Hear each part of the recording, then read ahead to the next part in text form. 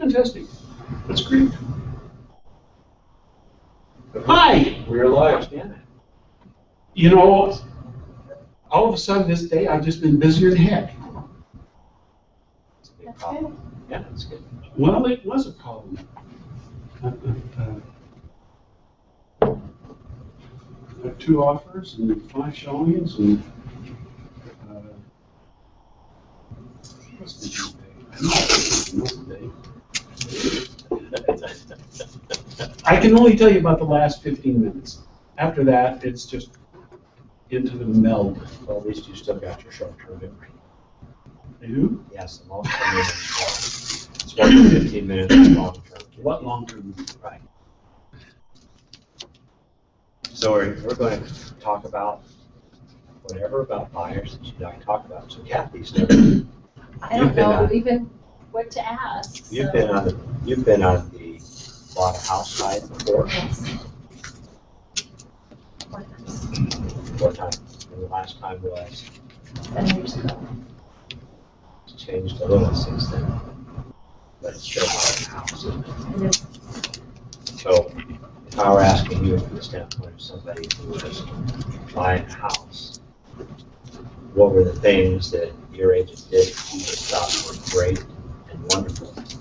And what are the things that the agent didn't do that you wish they had done? The things they did that you thought you wish they could have done better or different? You know, it's an interesting perspective as we get into real estate. If you had experience purchasing real estate, what it is that you would have appreciated to, in terms of service, and how you would apply that to your own business, and always try to remember that as you start doing it, seeing how it really applied. I need to move this time since I'm sitting here in front rather than. It's omnidirectional, but it probably wouldn't hurt to have it facing you. Especially the software you're talking about. Am I talking soft? Yeah. I don't feel like it does. Huh? You know, that comes from a guy that talks loud all the time. Good, thanks, Tom. So, what did your agent do that you thought was just great? So that as you become a real estate agent, you'd say, I'm for sure going to do these things. Do you remember? Well, I would say, well, we worked with several different ones because we lived in Washington and then here. And I liked when they would call me back. And I felt they were showing us properties that were what we were looking for. And I felt all the ones we worked with were honest, and I could trust them and they were on my side. So that honesty and integrity worked for you. That was really, It, that felt good, and that was important to you. So as you were buying, did you feel like you needed to look at a lot of properties? no, when we bought in Seattle, it was really the seller's market and things would go fast. So we looked at a lot of them and they would all go the same day. Yeah. So we made offers on several so we did look at quite a bit there. Okay. And I don't know if we knew what we wanted. So what were the things that your agent didn't do that you thought, gosh, if they'd have done that, that would have been helpful? You thought about that during the experience or after? They all wanted to show us properties that were what we were pre-approved for, not what we said we were comfortable with. That was, I think, probably the hardest thing as an agent. We kept seeing these houses that we didn't want to pay that much for. And then there was one house, in fact, it's the house Jim Kinkeller lives in now. We hadn't found an agent yet. We were just starting to look. And I left 5 messages to have him call me back so that he could show me that house, and I never heard back from him. That was one thing I thought was important. So for you, when you were talking about one of the things you liked was that they called you back, that they did call you back. So They were responsive. how long a time is reasonable? Well, for that call they back? never called me, even after 5 messages, and I never heard back. Right. So I would say, for me, I would hope. I know even in the medical field, we always say by the end of the day, but early as possible, but never without replying it at the, by the end of the day. I would think if they're a client, it would be just a priority to call them back. Same day. Or soon, yeah. Yeah. Or as early as you could that day. Right. But what I'm asking about is for you. So when you called at 10 o'clock in the morning, as long as they called back by, you thought it was fine and responsive, what is that time like? Depends on if we made an offer on a house. For at that point, I would hope to hear back with them within an hour, 2 hours. If I was just wanting to look at a house, didn't have a relationship, I would hope by the end of the day. And I understand people have lives in their that type of thing, but I just was really surprised when we heard back. Sure. I would think hopefully by the end of the day, if not maybe the next day, that would make me happy. So one of the things I would tell all of you, and we'll keep asking these questions, is to always remember and keep in mind your experiences when you were buying a home. Keep those in mind. So in my case, before I got into real estate, I came out of the Army. I went to work for a company, and we proceeded to own 11 houses in 8 years. 11 houses in 8 years. So, still today, I remember those experiences and what agents did and didn't do. But for me, at that time, that I held in high regard, that they were valuable to me, so that as I became a more experienced buyer and seller, specific services or characteristics and tendencies that the agents had that I really, really appreciated and sought those qualities out.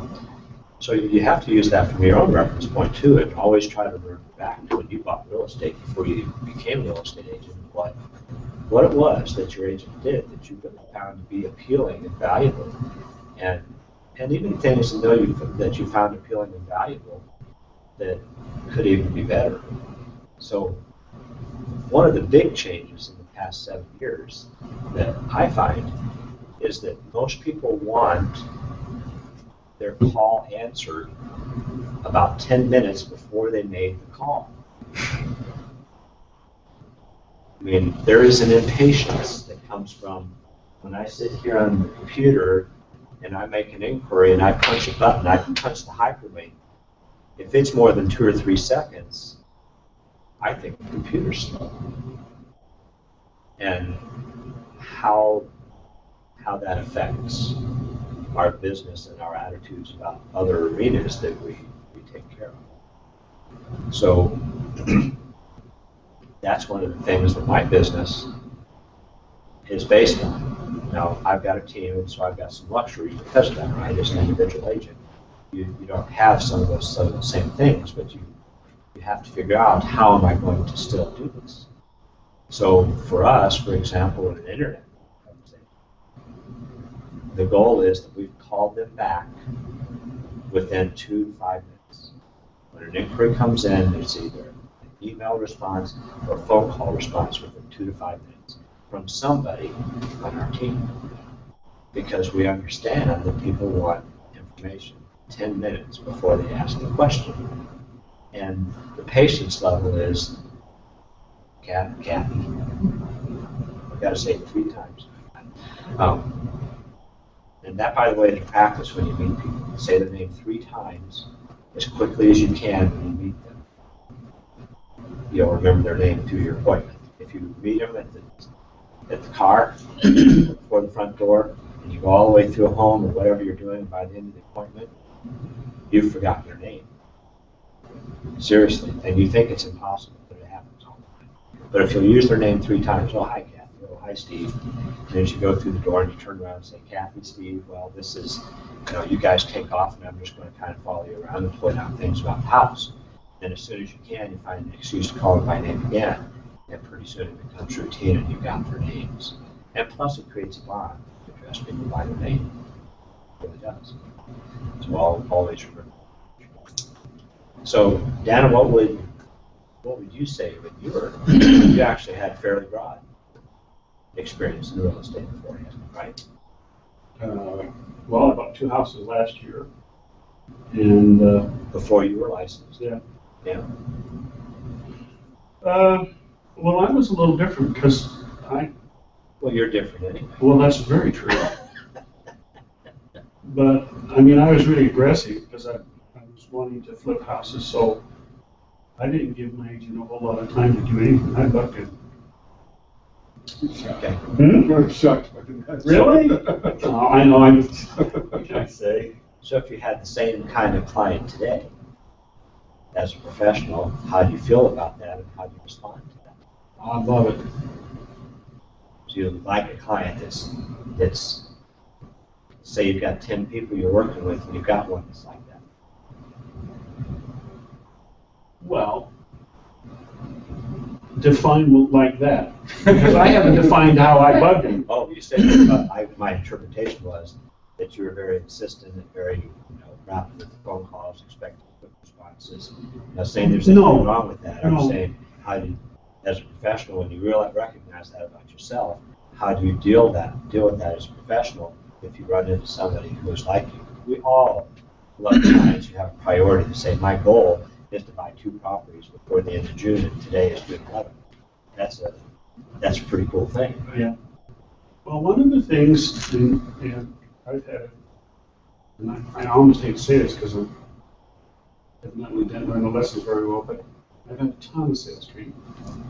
And one of the big things that I learned is you treat people just the way that they treat you. If they're very mild-mannered, you talk to them mild-mannered, and if they're very, very aggressive, you can be just the same to them because that's what they like. And Mirroring. mirroring All them, mirroring. and it's worked for me very well. So, in my situation buying the houses, I mean, I came in, the appointment came in, sat down, we looked at the houses, I went out and looked at them, and I bought them. So, I love that kind of client. Okay. Tommy? I like people that follow up, that do what they say they're gonna do. If we can come to an agreement on something, if you do what you say you're gonna do, when we agree to it, I'm gonna be happy. Okay. So just appreciate the responsiveness. Yeah. Okay, so Danny, you've been showing some properties. Tommy, you're getting into it a bit. I've been showing more and more. So what are the things that you guys would like to talk about? Oh, I am so glad you asked.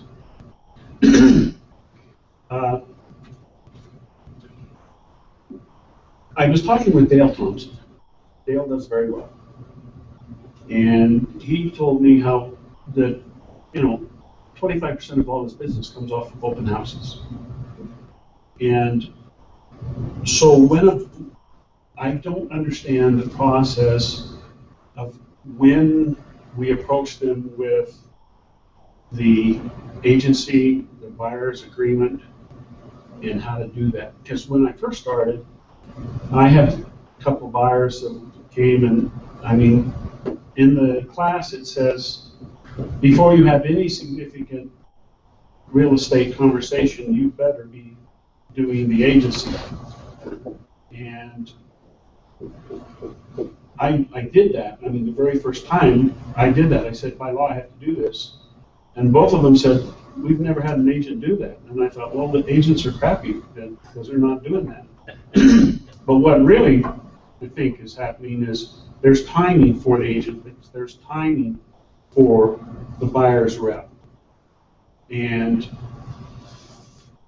I need to learn to do that better because you can scare people off. I mean, last week I had a couple come in and they have some financial backing and they want to flip homes, and I laid the whole thing out and says, I'd love to work with you. I have the expertise in this because I have 35 years, 40 years of building experience. I know what makes a good home to flip. I can tell you costs and things like that. I'm really good with that. And I says, but, in order to do this, we have to have a relationship. And I explained agency, and I says, and I would want to be your buyer's agent. And I explained how that worked. And they says, we will talk to our partner, and I haven't heard from them since. So I pushed them away. And they might come back, but I doubt it. So I need to learn that aspect. So did they teach you anything about this in school recently? With Agency the and first substantial use. I remember that one, but I agree that that's a tricky, so that's different than a rep agreement. I think, in the wording, it's probably a learned skill. okay. You have anything to say about that? I had a recent experience with some people that I just happened to be at a house that I was interested in looking at with Jess, and they came by and they wanted to look at it, so we started asking some questions, and it came up that their next door neighbor was an agent, but they didn't want to do anything. It was one of those things where they felt like, sharing financial information with a friend was difficult, and yet they were having a hard time deciding on what to do. And I just said, hey, I'd love to earn your business. Take some time to think about it. If you have any questions for me, I'd love to answer. And I just kind of left it on them to. I put it out there saying, hey, at some point, if you decide that you would like to write an offer, and I can help you with that, then we're going to have to get serious about agency. And I just kind of left it on them. So Greg would tell you that this is a common issue that you're asking about. It's a discussion that a lot of agents are uncomfortable having, and it's one that, if not delivered properly, does exactly what you're talking about. So I guess the first question I'd ask you is, who's the agency contract? Who's the buyer representation contract for? Who's it for? Who's supposed to be the beneficiary of that contract? The client. They're the primary beneficiary. Absolutely. And what we do, we always have to be focused on what it is the client wants. Now, to work with somebody, do you have to have a buyer rep? No. To show them houses, do you have to have a buyer rep? No. To write up a contract with them, do you have to have a buyer rep? No. So the question is that who is it more important to, you or them? Me. And and they probably got that discussion was about you and not them. It was about what you wanted, not what they wanted. And this is a very important thing. The entire process we go through for a buyer is all about what they want, right? And our whole focus is, number one, it's not our job, or maybe ask you this question, is it our job to sell them a home? Is it our job to sell them a home? No. That's true. That's correct. It's our job to help them do what's best for them. It's our job to help them find a home or a property that they want to buy. And when we introduce them to that property, they're going to buy it. The minute they feel like we're trying to talk them into buying a property, they will walk away every time. Because it's about what we need. We need the deal. We don't just want the deal, we need the deal. And they get it. Just like the 5-year-old that looks up to you and says, Daddy, what's wrong? And you think, gosh, I never said anything. Yet they know there's something wrong. It's that intuition that people take in. So, to the agency discussion, what I let people know, the first time that I meet people, I'll have a blue brochure, and I'll say, look, here's a blue brochure, and it just explains what the state laws are, the statutes are, regarding agency and how we may or may not work together. It's just a description. I just want to give this to you, let you guys read it, and next time we get together, we'll talk about it. So I've given them the brochure. I haven't beat them to a pulp. Now, if in the time that I'm showing the house, they start, in my opinion, crossing the line. They're taking me into their confidence. They're telling me things that, if I'm not representing them, could be to their disadvantage, right? At that point in time, I've got to stop and say, you know what?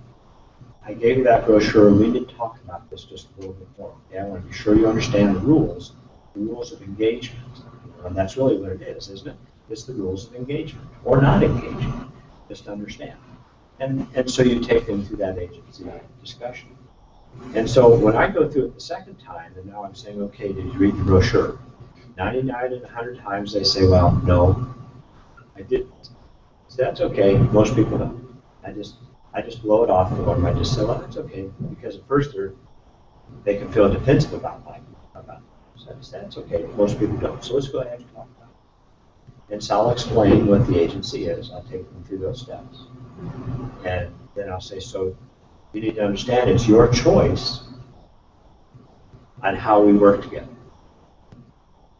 And then it's my choice whether it's okay with me or not. Is that true?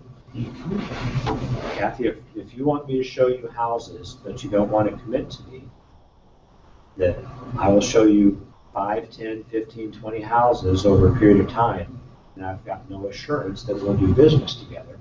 Should I have the right to say, you know what, I'm just not going to enter into this relationship. I'm going to find somebody else who will. Now, I may decide to go ahead and trust our relationship, not trust something in you that I see, and I'll go ahead and carry that forward. You know, you've got to follow your instinct. But at that point in time, if you say, I don't want to sign that, then we just say, Kathy, just understand that any time you're in a Keller Williams listing, that by default, I'm representing the seller. That's who I represent. So please don't tell me anything that you don't want the seller to know about your feelings about this problem. You know, don't tell me your heart's going to pitter-pat or 150 miles an hour and you're just going to die if you don't get this house, if you have no intention of allowing me to represent you in the purchase, because by default I represent the seller. And so, you know, you go through those discussions of making sure they understand how it works, and just say again, it's your choice on how you want to do it. You may say I'm going to be fine either way. Or you may say, now, if you're not comfortable signing this, I'm really not any good at half doing things. It's not my specialty, but I'll refer you to an agent who I know is comfortable working in this situation. And so what you may exactly do is refer that and see if you get a referral check later on. So there's lots of choices. In Pocatello, Mike Johnston, our broker, will tell you that buyer representation is 5% or less in that marketplace.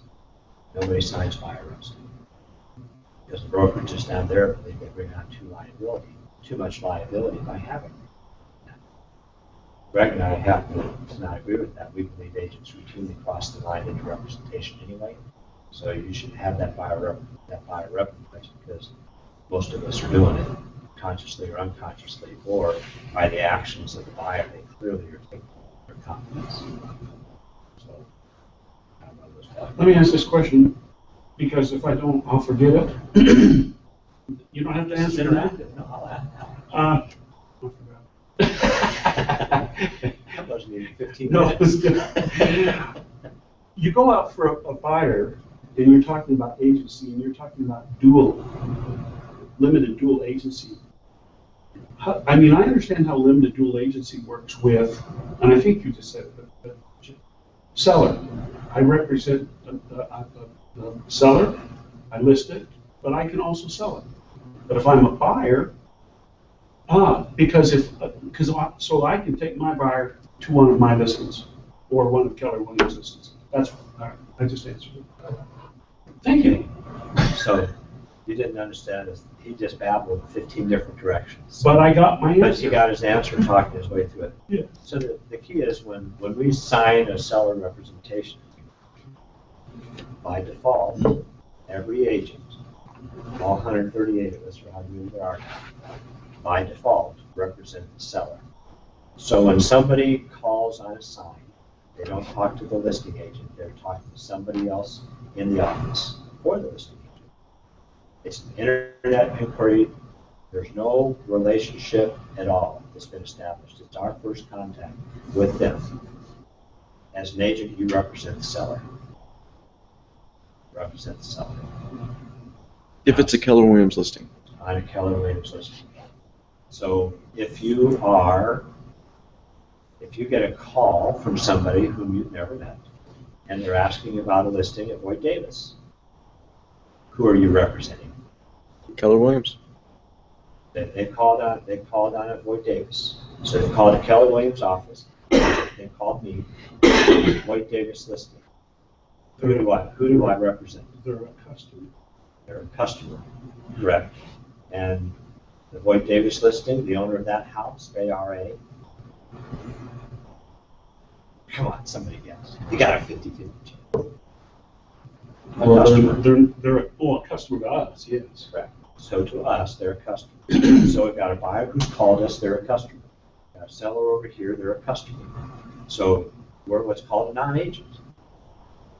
I don't like the word, so I always call it non-representing agent. It means we don't represent either party at that point in time. It doesn't mean that's going to change and evolve. Because that's what happens in agency. It starts at ground zero as a customer. It may stay as a customer. Our desire is that it turns into a client relationship, that they sign either a buyer or seller outright. Even think about it from the standpoint of a seller. When somebody calls us and says, hey, we want to put our house on the market, we don't have a seller representation agreement with them, do we? They're a customer. At that point in time, they're a customer, and our goal is to convert them from being a customer to a client. And at that point in time, we list their home. Well, we're doing the same thing. It's a different incubation process with the buyer. It's different with the buyer than the seller. You get that. But it's still an incubation process. It's developing that relationship to the point that that buyer will take you into their confidence and say, yeah, okay, we get it. Because, you know, at the point in time you tell somebody, I've got all this experience. For all they know, you're just blowing hot air out of your nostrils. They don't know. They haven't been in houses with you. They haven't been property. They haven't seen you demonstrate your skill. They haven't seen anything. And at that point in time, you're asking them to sign a buyer up. So choose your approach. You need to choose your approach on how you're going to do this. If you have a good buyer presentation itself put together and you go through that, when you get done with it, it's the same thing. You just have to say, you know what, you just need to decide at what level our relationship is going to be. And ask the question, do you have any feelings about that one way or the other at this point, or do you have any questions? And let them ask their questions. Or say, yeah, this is my opinion. And then you go the direction. But you have to remember, at the moment in time, that they believe that their perception is the discussion has gone from being to their benefit to your benefit. They are going to pull. They're going to pull. When would they not pull in that circumstance? Yeah. When would they not pull away from it? I mean, at the point in time, they feel like you're serving yourself and not them. It's almost 100%. Rare exception. They wouldn't just walk away.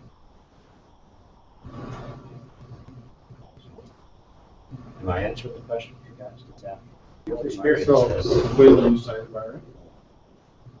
Because see, one thing that I get with Mike, because he's so confident in his abilities, buyer rep doesn't mean as much to you because you know people are going to work with you because of your skills, right? So you don't push for a buyer rep to be signed. Everybody's going to do it differently. So I've got Nikki in the office, and Nikki's lost a couple of buyers because she hasn't signed a buyer rep. She's lost one when she had one. But in my case, I don't remember the last time I lost a buyer. But we have most of my business that I take care of comes from a different place. It's coming from the creek and the pearl, and I get to work with people who have, for the most part, sought me out. So that changes how that impacts how I do things. So I'll tell you, in my case, I do it wrong. I basically have the opinion that if I don't continue to earn their business and I don't continue to earn their trust, they need to go do business with somebody that they have that way. So you're not signing buyer rep agreements? I get the buyer rep. Greg will tell you this: 99 times in 100, the buyer rep will get sold within. If it's not the day of the offer, it's within just a couple of days of the offer. Now, I periodically Oh, so you'll write an offer for them and then sign a buyer rep at after? the same time. Okay. Before I I sign the buyer rep before we do that. So if somebody sits down and says, okay, I want to write an offer, at that point in time, I say, okay, we need to make this official. Now, I have talked to people about this long before. Agency discussion happens to be way early in the discussion. Yeah. And I talk about, do you want me to represent you? So I'm going through all that. And I have a verbal agreement with them. Yeah, oh yeah, Mike, we want you working for us. And my whole take on it is, when you tell me that I can represent you, you unleash my tongue. I can really start to help you with that. But until then, I can't cross this line. I can't cross this threshold. And so when you really see that I benefit you, and you start asking questions, we'll go into this, and I'll ask you what your intention is. So verbally, I have people have to do it all the time. Physical writing, most of the time happens real close to that offer time. That's interesting. That's kind of the approach that I've taken with these guys I'm working with now, and he keeps calling me back. So that you understand it's risky, because you've got, outside of that emotional bond and that handshake, you don't have a written commitment. And understand that most people, I'm telling you what I do is a poor practice for somebody who's, the majority of their business is coming in from the cold. You're having to develop it, warm it up, cook it, bake it. I mean, you're having to take it from stranger to filet mignon, and you've got to Okay, develop so that. put yourself in my shoes, and how do you handle the situation? I think you're a little bit more clear about it. So you sit down and just at this stage in time, you say, so we need to decide about this at some point in time. I'm not asking you to sign this today. Here's what the contract is. Please take it. Think about it. You'll have some questions. And we'll talk about it next time we get together and we'll get some feeling. But, I would love to represent you. By the way, if you ever want to cancel this contract, all you have to do is tell me. Because all I can do is assume that I haven't done something. Yeah. That's an easy out. What you're saying is an easy out. And they may ask you, will you put that in writing? Say, sure, I'll put it in writing. So you need to show that you're committed to them. Well, and you're reducing confrontation. You're giving them an easy out, and so they can continue choosing you, even if they sign an agreement. You're giving them an out, and so you continue earning. I like it. Well, having been a broker for many years, and Greg, having brokered for many years, I can tell you that if people don't want to work with you, they won't. If it's a listing, they're going to fire you. If it's a buyer, they just kind of disappear on you. They're returning phone calls and doing those things, and then they just go buy a house and never into it again. So it's kind of a cruel business that way. But you walk into it gradually. But if you handle yourself properly and you create value to the people that you're working with, you return their phone calls. You listen to what they're telling you. They tell you, yes, we're qualified to 150, but we're only comfortable with 130. You let them know, I won't show you anything over 130 unless one of two things. I have your permission before I even schedule the appointment, or number two, you ask me to. And just say, do you understand? So if there's a house for 140,000 that I really think you'll like, I'll talk to you about it. I'll let you look at it online. You can drive by, you can do all that stuff, and you can decide whether you want to look at it, and I'll tell you why. Then you can decide. So that's respect, isn't it? You have to constantly show them respect. You constantly ask for permission because you're focused on what it is they need. And as long as they get this, and that's what you were talking about, I think, that you felt like the agents cared about you, and they respected you, and they were responsive to you. And you took care of they took care of those three things. And so my guess is that you're very loyal to them for those reasons. They could have had other shortcomings, but because of those things, you stayed loyal. Trustworthy and focused. So, am I helping with that at all? Yeah. I'm just having to internalize how I am going to approach it.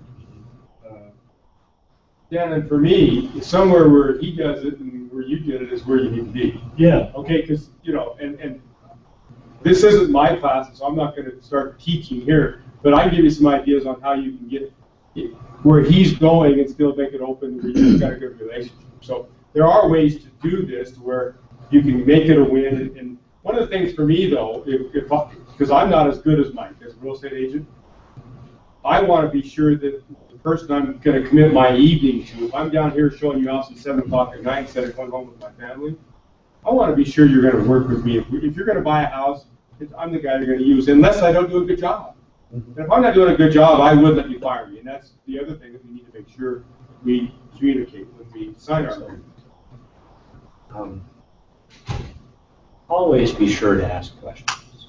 Always remember the famous 5, the who, what, when, where, and why. Always remember the 5 W's, the who, what, when, where, and why. So when you go through the agency discussion, so you're just kind of explaining it. Slow the game down. Think of sports and how they talk about golfers. When a golfer is putting in sunset, there's a golfer will talk about, well, the hole looked that big around. Because they slowed the game down. The baseball player, the pitcher who's on target, in their minds, they've slowed the whole game down, and so everything really works. So it's really the same kind of concept. So you've gone through your speech. Your heart was beating through because you were nervous about it. Now you wonder how they feel and all that. To pause and say, so do you have any questions about that? Any concerns or anything? No, I think we're great. Okay, well, let's go look at the houses today. The next time we get together, we're going to talk about, I'll present to you the buyer representation agreement, what it is, and we'll just go through that discussion. If you make it a big deal, that's a big deal to you, the way that you're buying it, it'll be there. So when you cover the buyer rep agreement and you go through that, it's always good, as you've talked about it and what it is, to say, and how do you feel about it? How do you feel about an agent representing you? How do you feel about only working with one agent? That's what we're afraid of, right? They don't feel good about that, and so we'd rather swim at blissful ignorance than don't. Because that's what, when we don't ask, that's what we do, right? We swim around in blissful ignorance, not one thing. And so part of your relationship with people is teaching them that they can talk to you about anything, and that they're not going to offend you. And they say, you know what, we're really nervous about this, because, oh, you really, and why is that? Well, we bought 4 houses, and good gracious, these agents, they never listened, they never showed us what it is we wanted to see. They were always outside our price range, our phone calls, and we felt like we were going to hit them. I'm really worried about that. Now what is that? Just got a lot of good information, didn't you, though, because you said, well, why are you concerned? Well, I love that question. How do you feel about where you want to? That's a great question to ask. Yeah. I think I learned something. Yeah, so it's a strong question. It's not designed to be intimidating or anything, but the whole thing as agents is that I really believe we tend to swim around in ignorance. We don't ask questions. We make statements. We don't ask questions about these things. Because we want to sound smart. We want to strut our stuff, and we're not into curiosity. We're just not into. It was years, that old coin phrase, people don't care how much we know until they know how much we care. And that really is important. So, You make some often is good points. Smiling, even when it does not come natural to you, smiling is really disarming. Smiling at an intense time will take half the stress out of the situation. You can be in a spot. I've been in a spot before where the husband and wife have kind of had their thing, and I'll be sitting in the driver's seat, and I'll look her in the rearview mirror, and look whoever's in the back in the rearview mirror, and say, "Phew, that was awkward, wasn't it?" And smile, and they'll both crack up every time. They'll both crack up. And if one of them doesn't crack up, what kind of personality type do you have? Think about the disc. Understand the kind of personality that you have. And then how are you going to loosen that personality? So turn right around to them, they didn't laugh and say, "Hey, I'm really sorry. I didn't mean to do that. I was just trying to lighten up." So, because that's what you just did, right? One in the back seat's laughing, the one in the front seat didn't think it was funny at all. Well, you've humored one of them and pissed off the other one, so how are you gonna calm the other one down? Well, that's how you disarm that too, and you say, oh, gosh, I can tell you didn't think that was funny, and I'm sorry, I really didn't. And I was just trying to lighten the situation, clearly I didn't manage to do that. And you know what, then that person feels bad because they realize they made you feel bad, and they say, oh, that's all right, it was, it's just, that was pretty awkward, and then off the conversation goes. So, you know, it's just, can you see how that understanding what you're seeing, what the body language is? You have to watch that when you're doing your buyer record too, when you're doing those things. Just watch that body language, see how they feel. You know, if one of them sitting back in the chair like this, what do you got? Defensive. Right? Mm-hmm. So if one of them is leaning back in the chair like this, if he's back in the chair like this and she's leaning forward listening, what do you have? So, you know, you have to work on those. So you've got a buyer, and you're showing them houses.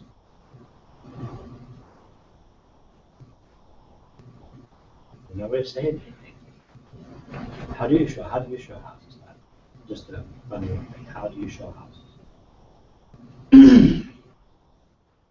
Well, see, I'm thinking about all the things that I did tonight, because I showed 6 houses tonight. And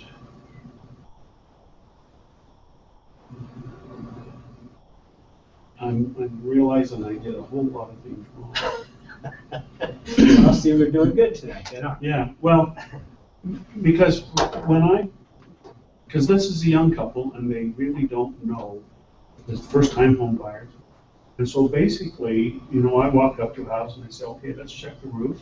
Let's see, see what we got on the outside. And I kind of lead them around and check these things, and we go inside and I say, okay, here's a situation here you might want to be aware of. And because I'm wanting to help them, but I'm dragging them and not following them. And I'm going, okay, that really wasn't what I should have been doing.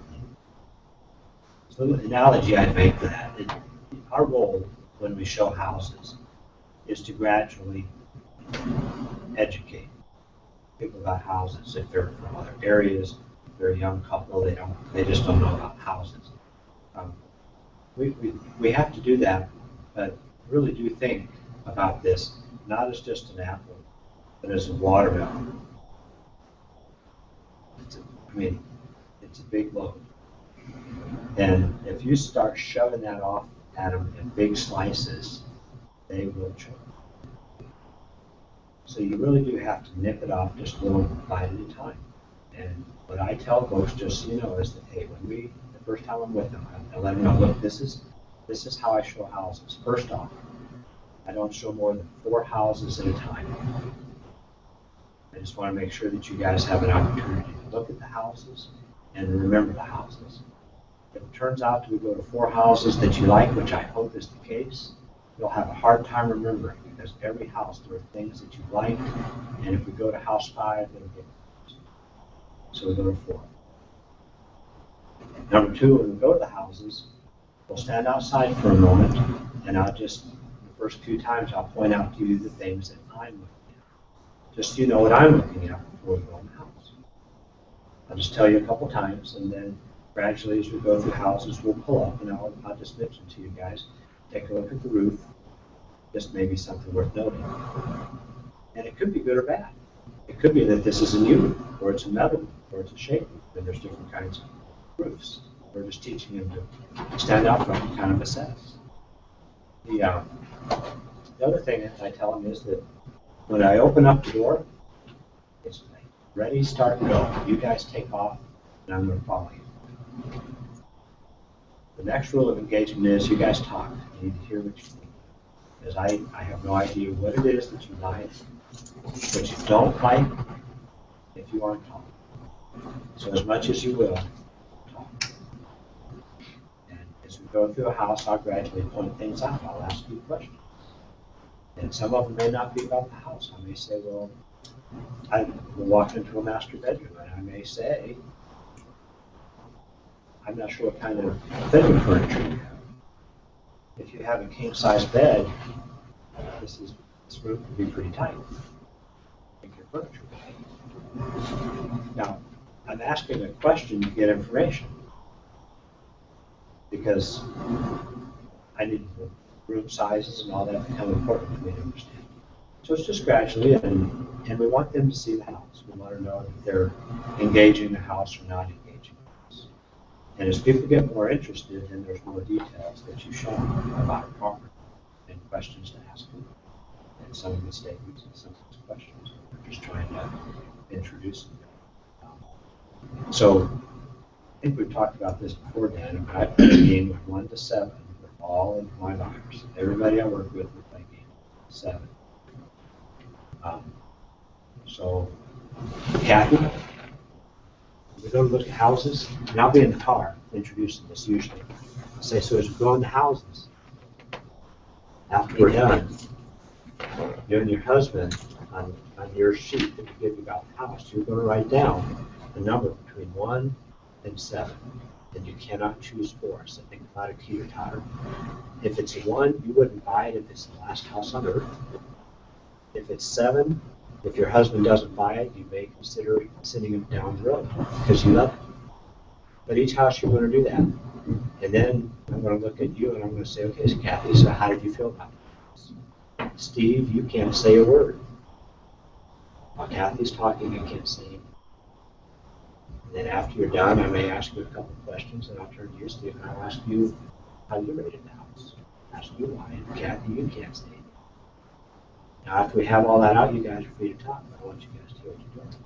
So we accomplish a lot of things by doing that. So every house, we understand, if you rate one from 1 to 3, either one of you rates it from 1 to 3, you're not going to buy it. Now, I get a lot of information. If steadily every time you're rating it a 2, and then Kathy, you rate it a 6, and the next house you give it 2, and then Steve gives it a 6, and then that one a 6, and you're not on the same page, then when we're done, I can say, well, guys, clearly you guys need to talk about what's important to you. Because Kathy, every house you like, Steve can't stand. And Steve, every house you want, Kathy wants nothing to do with it. So you guys need to talk about what it is that you want. So you give it a 6. Well, Kathy, what does it need to be a 7? What's it missing? What does it need in order to be a 7? So you do that on every house. And then husbands and wives go back, or not just husbands and wives, partners, however it works, and they sit down and talk, and it really helps narrow that down.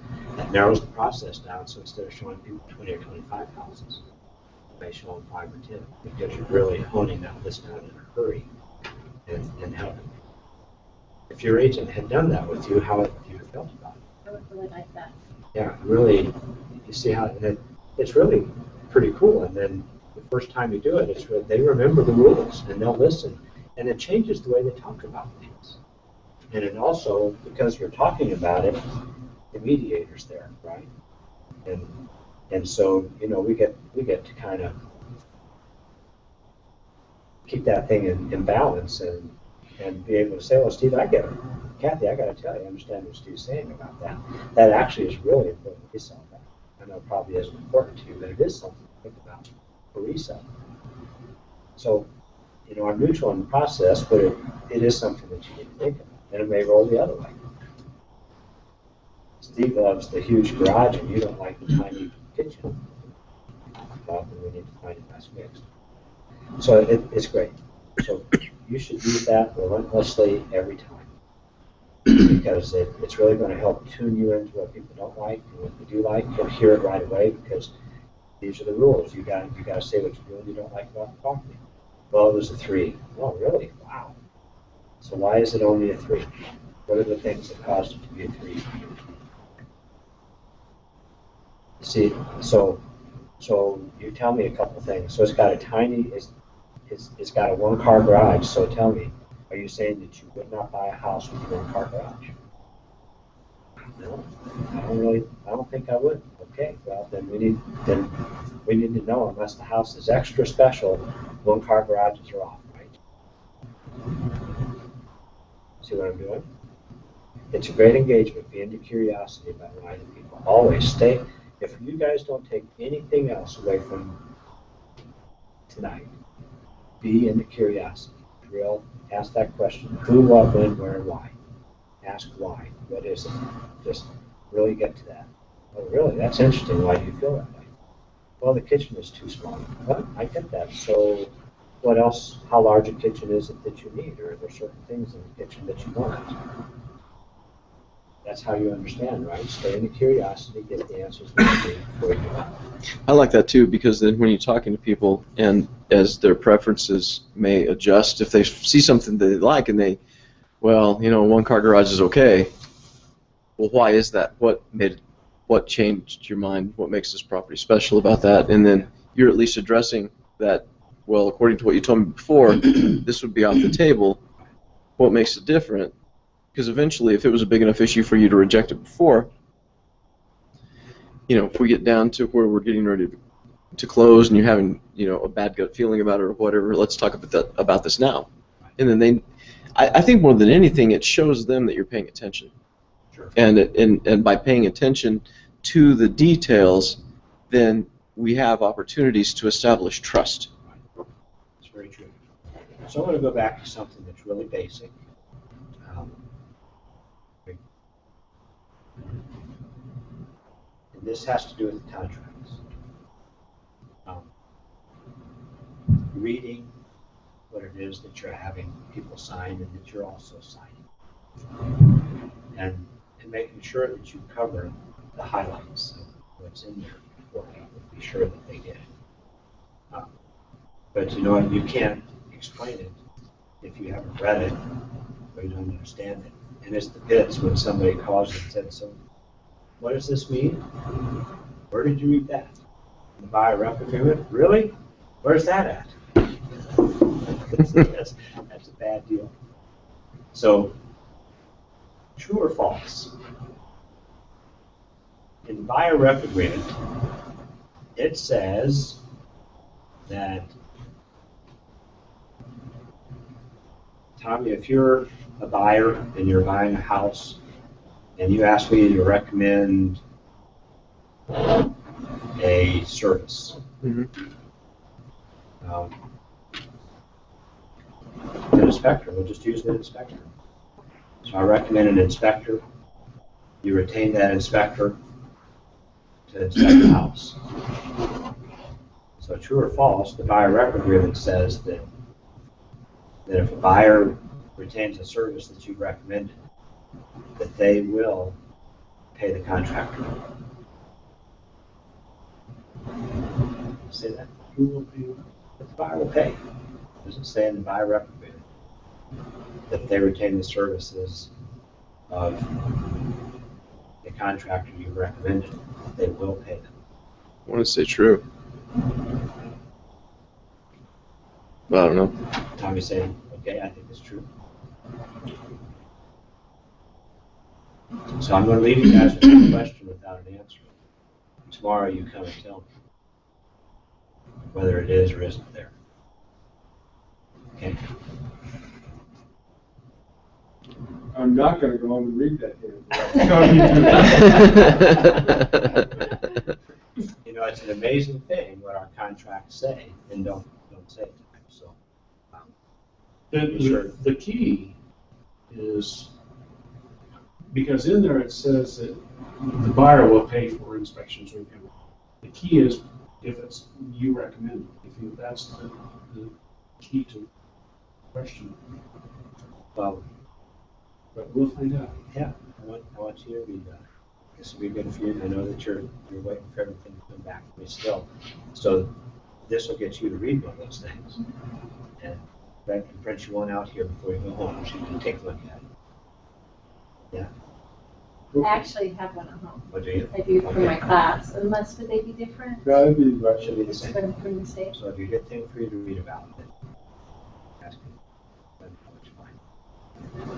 So we've got maybe 10 more minutes. Okay, here's a question. You have buyers. They say, I want to look at this house, I want to look at that house. And we did this tonight. and I go in and I walk in and I turn to him and I say, I would not put you in this house. If you want this house, you can give it to the agent.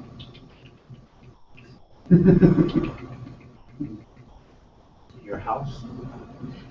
You know something?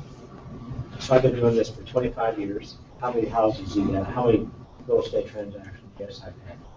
Oh, lots and lots. 4,000 or 5,000. You know, I can't tell you how many people have bought houses that I wouldn't have bought.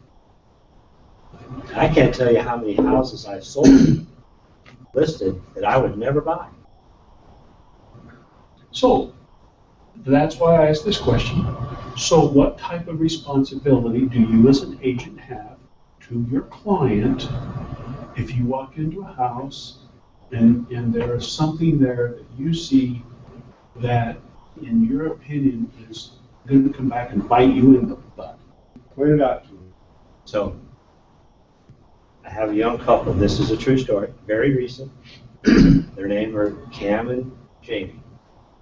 This couple, they're somewhere between 25 and 30 years old, which happens to be the same age group as my kids. So you kind of feel like you're adopted, right? And so we're looking at houses, and we've gone into a house, and you know, I pointed out a few things to the house, but we actually moved through the house pretty quickly. So in my mind, I'm thinking they don't really care for the house. Okay, good, next. And I'm dismissing it. Then on Saturday morning, I get a message from him that says, Mike, we want to offer on that house. And so I call right back, and I said, hey, how you doing? I said, so you really want to offer on that house, huh? And he says, yeah. And I said, well, you just caught me flat-footed. I didn't even think you guys liked the house. And I mean, I'd had a cow if they'd bought the house, just between you and me, feeling the same way as you did. I said, well, we need to go back and look at the house again, get a good second look at it. And it's Mike, we don't need to do that. We really know we want to offer. I said, well, Kim, we went through the house so quickly. There were quite a few things about the home I didn't bring up because we were moving through it quickly, and I didn't think you liked it, so I'm not going to spend time talking about these things when I don't think you like it. And he said, okay, so for example, and so I ticked off half a dozen things. He said, all that stuff was there? I said, yeah, let's just go over and set up an appointment and go back and look at it. He says, Mike, I've just got all that stuff we don't need to. Thank you so much for that. Yeah. Did I tell them they shouldn't buy the house? I didn't tell them that. And there's just some other things I want to make sure that you're aware of before you make the final decision. And we didn't even have to go back and look at it. What kinds of things on those plans? There were some problems with the floors in the house, the outside of the house. There was a lap side of the house up underneath it. Water had been intruding, so everything was laminating, hadn't been caught properly, had a few roof things happening. I mean, it just had a series of things. And so when I started talking about that stuff it could be dealt with, but if they liked the house enough, they might have made the decision to get a 203K type loan to deal with it. Yeah, sure. What I like about what you did is that you gave them a chance to make the choice. When you're moving through quickly through the property and maybe they're not noticing it, maybe you're reading their tell that they're not interested, but then that comes back to you. Then it's really getting to know them and working for them in their best interest. We make them aware of the things, the defects that we understand may affect their decision if they may not have indicated that they saw them the first time. So. Well, the interesting thing is that so when we actually got together, this was Saturday, we met on a Tuesday evening, and I called him Monday and said, hey, there's a house we need to run see tomorrow evening if I got time.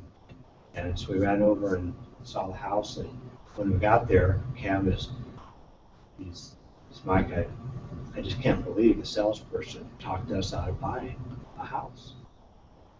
He said, correct me if I'm wrong, you only get paid when we buy. I said, yeah, that's the case. But Cam, it's not my job to sell you a home. It's my job to find your home you want to buy and to make sure you know everything about it before you buy it as much as I can.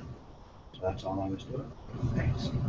Anyway, we were standing outside, we walked into the house, and that was the house we bought when we went into Tuesday evening. And they're happy campers. They made the decision. I was alarmed, concerned, but I just asked the questions, pointed out the things, and they didn't go back with us because I had that credibility with them, and that I noticed those things. Yeah. So It's cool. you really can't do that, because we watch people buy all kinds of things for different reasons. Just give them the information, let them decide, and at some point in time you can say, you know, guys, I'm honest to goodness, I'm really concerned.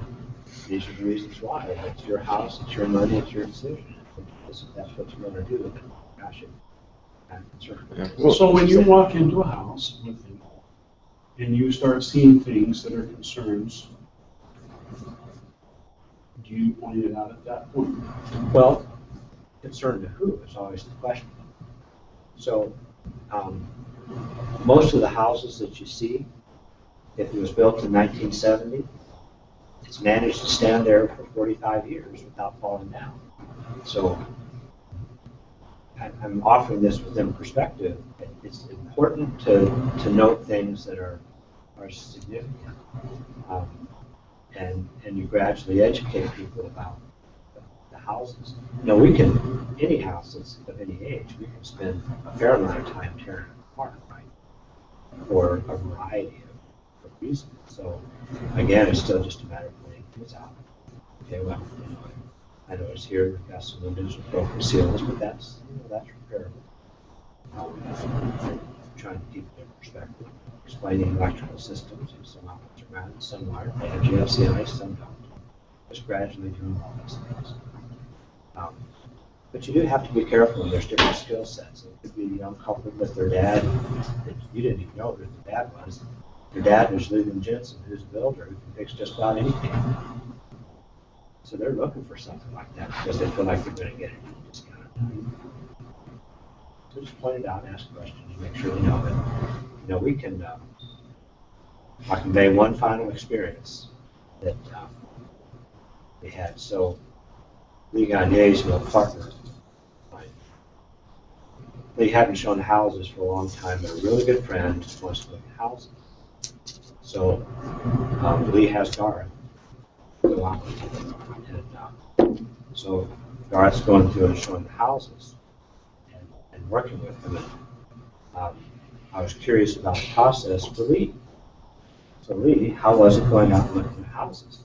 And Lee says, I can't believe how negative Garth is. Every house we go into, Garth is picking them apart. And he said, you know what? And they're nice houses, and Garth is standing there picking them apart. Never mentions anything good about them. All he's doing is picking them apart.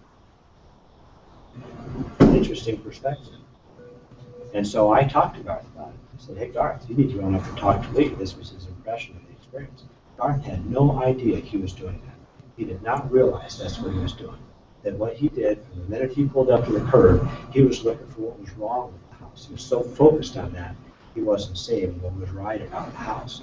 These are $300,000 and $400,000 houses. He's picking apart. They're all pretty nice houses. It's just a matter of scale at that level, right? So remember that. It's not our job to pick it apart. Every house can be picked apart. Find the significant stuff so knowledge can be dangerous. So I'm not telling you don't point out things. When you pull up in front of a house and you're looking at the roof thinking, you can mention to folks, gosh, that roof looks a little bit rough. If this is a house you get interested in, one of the things we want to do is really have an expert come in and take it. It might be fine, but it might not be. I think we do them huge favors by letting them. I just think about parenting.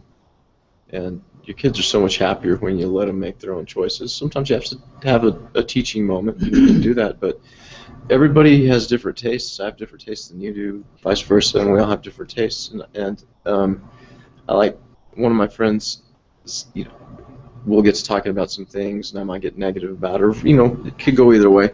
And he'll say, well, I was excited, but, you know, now you're just buzzkill. And it could have been something that was perfectly fine. And so I think keeping it in mind that, you know, people have different tastes and they may approach things differently. But I do think that, in all fairness, if there's things that you don't feel like they are aware of, we can let them know. But for the most part, just kind of What's that? observe. It's that balance thing. If you're working with a young couple they're trying to find a house for 100,000, 110,000, 120,000. I got Hicks. They all got issues. They all, 80,000. yeah, they all have issues. So it's a matter, I mean, they're all going to have issues. So just keep that in perspective. You know, it's got to be an exciting experience, and it's hard for them. They could like a house, and when we talk about buskill, and you just stolen the joy from them. One thing, I hate cadet heaters.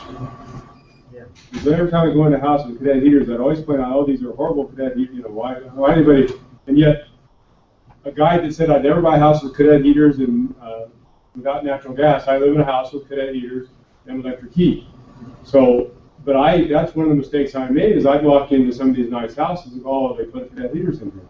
And then in reality, they're not that bad. Now, it's not bad.